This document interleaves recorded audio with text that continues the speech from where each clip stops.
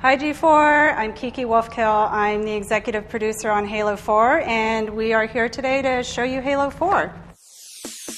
We start Halo 4 5 years after the events of Halo 3. So Master Chief and Cortana have been floating above a mysterious planet in the wreckage of the Forward Unto Dawn at the end of Halo 3. Chief's last words are, "Wake you when you need me." And Halo 4 really starts with Cortana deciding she needs to wake up Chief.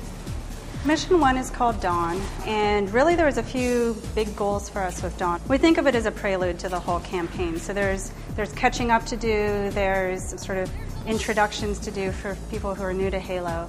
And so we really looked at doing a few things hopefully very well. One was sort of establishing a new story tone and sort of our storytelling voice. This mission is that prelude to the rest of the game, so it's a little bit shorter, but it really focuses on creating that ambiance and what it feels like to be Chief who's been in cryosleep for 5 years. Hitting this mission and this first moment was really critical for us because for some people it's the first time they've seen Chief in a long time. We wanted that to feel powerful and kind of give it the weight that it deserved.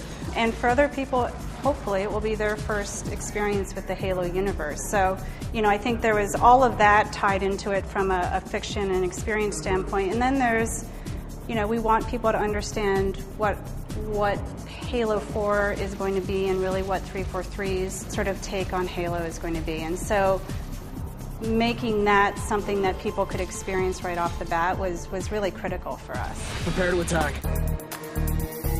Forward Unto Dawn is a live-action sort of mini-series, and really it allows us to, I think, explore some different stories in the Halo universe, but it also gives us a little more breathing room in sort of developing some characters that we want to carry forward, but it also makes for some really cool connective tissue between experiences. So Halo 4 Forward Unto Dawn takes place, I think, about 20 years before the start of the Halo series. It looks a little bit at the Human Insurrectionist War, which if you've read any of the fiction you may be familiar with, but also is really a moment in time when the Covenant are just starting to enter the picture for humanity. So it's a pretty cool, unique moment in time, and it explores some characters that you'll actually meet, again, 20 years later in Halo 4.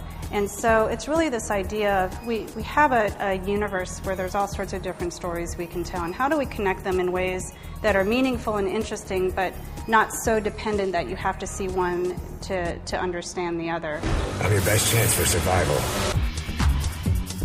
I think one of the things that has been really great for us in the development cycle is we actually have that breadth of Halo fandom, I would say, across the team. We have super hardcore, you can't change a thing. We have people who, are very much into the fiction experience and not the super hardcore player. We kind of have that breadth. And so, we go through a lot of spirited debate around the right things to do. And ultimately, I think we look at what is just going to be a great entertainment experience, right? And what is going to be just, that sort of addictive thing I can play with my friends.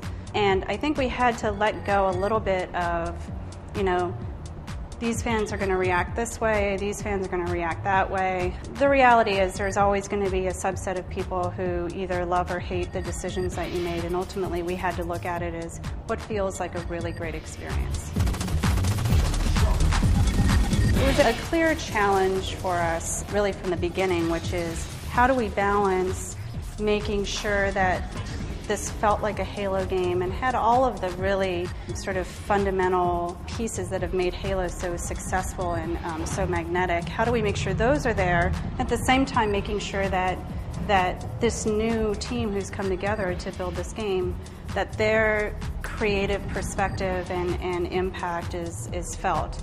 And so that's kind of been an ongoing challenge. And I think there are times when we felt that we were being a little too safe, and I think part of that was we needed to get our own confidence around we can build a Halo game, right? Because that's no small feat in itself. And I think once we sort of felt like we'd overcome that hurdle, then it was, what does it mean to be 343's Halo game? And that's where we really started to build on Some crazy ideas that were abandoned, some really good ideas that were abandoned for other reasons, and I think we ended up in a place that felt balanced. It does feel like a fresh experience to us. So everyone remember, November 6th, Halo 4 launches, Xbox 360. We cannot wait.